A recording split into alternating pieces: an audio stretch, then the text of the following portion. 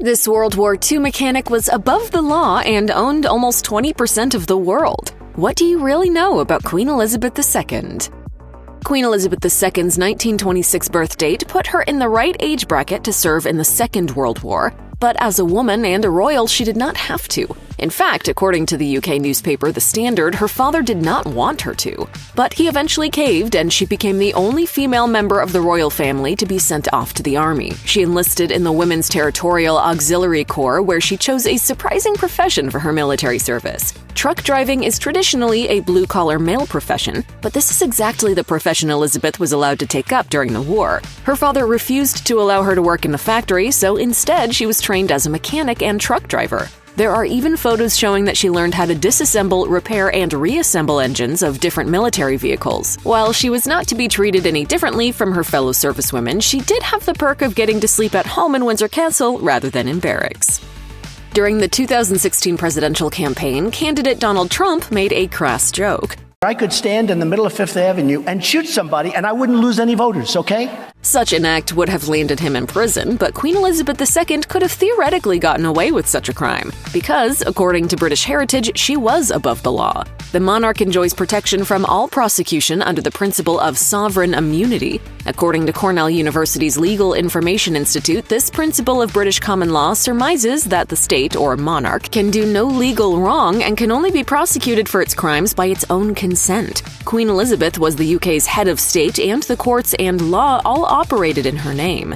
Police officers in the UK do swear to uphold the monarch's rule, just as police officers in America swear to uphold the Constitution. Thus, it is easy to see why she could not be arrested, interviewed, or prosecuted. Although she did not pass laws, from a legal standpoint, she was the law. Queen Elizabeth would have had to waive her sovereign immunity if she were to ever have been charged in one of her courts. Otherwise, she would have been prosecuting herself, since in Britain, the monarch, as head of the justice system, is always the plaintiff. Fortunately, this provision only applied to her, not to her family members, which made it legally possible to investigate and prosecute royals that have been accused of heinous crimes, such as those allegedly committed by Prince Andrew. You were staying at the house of a convicted sex offender.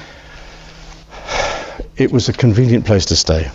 As Queen, Elizabeth had an army of staff to chauffeur her around, but occasionally she liked to drive herself like an ordinary citizen. Unlike the average Briton, however, the Queen was the only person who can drive without a driver's license, driving lessons, or plate registration. The exemption is a matter of royal prerogative. According to history, UK driver's licenses are issued in the monarch's name, and she could have issued herself one. But under her discretionary powers, she was exempt from these rules. Fortunately, she had learned to drive a truck during the war, which requires a bit more skill than driving a car. So despite her lack of a license, she was able to be relied on to drive safely. As with driver's licenses, she didn't need a passport either. According to the royal website, passports are also issued in the monarch's name and on their authority. Thus, it would have been redundant to issue herself one. As with sovereign immunity, these privileges didn't apply to her relatives.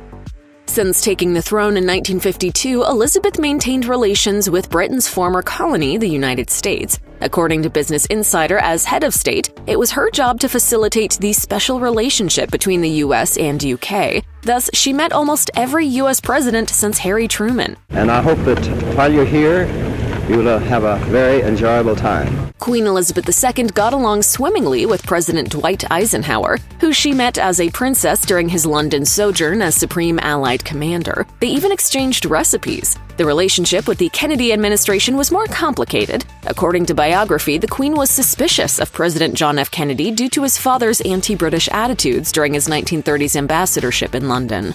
First Lady Jackie Kennedy did not help. According to the Washington Post, during a 1961 visit to the UK, Jackie stole the British public's adoration and got into a spat over her Polish relatives being left off a royal dinner guest list.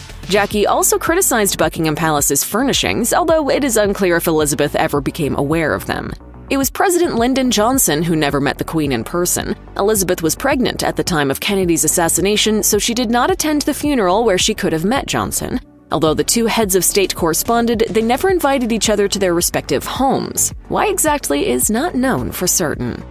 According to the royal website, the British Commonwealth consists of 54 mostly former British colonies that cooperate economically, culturally, and diplomatically. Elizabeth was recognized as head of state in 16 of those countries, while the other members of the Commonwealth recognized her as the organization's head. Her position in the Commonwealth gave her legal ownership of about 17% of the world's landmass. There exist two major systems of land tenure in the world. One is the right to private property independent of the state, which the U.S. Constitution enshrines. The other is based around the medieval idea of feudal land tenure, under which the monarch legally owned all land and could lease it out. Territories like Australia, New Zealand, and many Caribbean countries fall under this latter system. Thus, Queen Elizabeth II legally owned all the land in countries where she was recognized as head of state.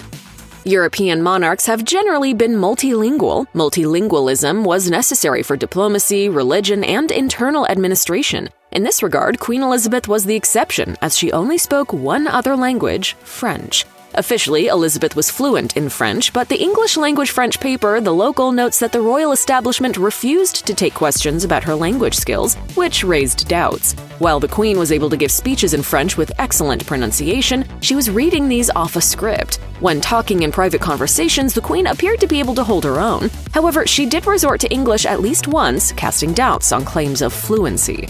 What is the truth? Queen Elizabeth learned French as a child. Her former governess, Marion Crawford, said that she hated it, dousing herself in ink in frustration at learning verbs. Thus, she was probably fluent as a child, but language needs to be used or it is lost. The Queen did not regularly speak French, so she may have lost fluency. Nevertheless, she still seemed to get by just fine. King Henry VIII passed the Acts of Succession and Supremacy in 1534. The English monarch replaced the Pope as head of the English Church and made England a Protestant country. As a result, from 1952 to 2022, the Anglican Communion held the distinction of having a female head in Queen Elizabeth II, unlike Catholicism and Orthodoxy, which bar women from clerical leadership. According to the royal website, the reigning monarch is the defender of the faith and supreme governor of the Church of England, preserving Henry VIII's 1534 title. So it was for Queen Elizabeth II to, upon her coronation, swore to uphold the authority, doctrine, and structure of the Church. In daily life, though, the Queen delegated the everyday affairs and doctrines of the Church or decisions to her bishops. But the Queen also had one crucial power, the power to appoint bishops who can influence the Church's direction. Anglican bishops are nominated by their parishioners, elected by the Crown Nominations Commission, and approved by the Prime Minister. Although the Queen did not play a role in the selection process, she formally approved the appointments. Generally, however, she did not interfere with the selection of bishops and tended to rubber stamp appointments unless the Prime Minister advised her otherwise. As both head of the Anglican Church and the UK's head of state, Queen Elizabeth had the responsibility of meeting with the head of Anglicanism's old enemy, the Roman Catholic Church. Relations between Catholics and Anglicans have much improved since the days of Henry VIII, and the Queen met with multiple popes since the 1950s. But one visit stands out, her private Vatican audience with Pope John Paul II in 2000. When Queen Elizabeth visited the Vatican in 2000, her staffers argued about her outfit. According to the book The Other Side of the Coin, written by the Queen's former dresser, Angela Kelly, her advisors urged her to wear a brightly colored outfit for her private meeting with Pope John Paul II. She agreed, and they went to Rome. There was a major problem, however, seeing as all women must wear all-black, long-sleeved dresses that go below the knee and a head covering during private papal audiences. When the Vatican reminded the royal party of the dress code, Elizabeth panicked. She did not have a black outfit, and there was no time to get one. But fortunately, Kelly, who had been raised Catholic, had snuck in 2 black dresses for the Queen and averted a diplomatic embarrassment. The audience went ahead without a hitch.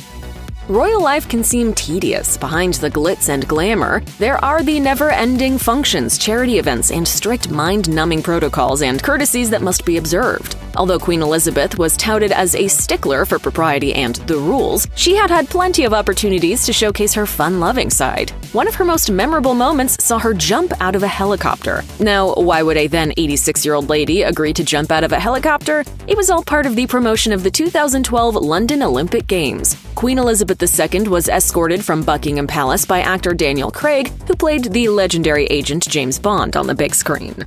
The name's Bond. James Bond. They then flew in a helicopter to the stadium, where both of them appeared to parachute into the venue. While the Queen participated in the scenes set in Buckingham Palace, she did not actually parachute. At that age, such a stunt would have probably killed or at least maimed her, so she had a stunt double.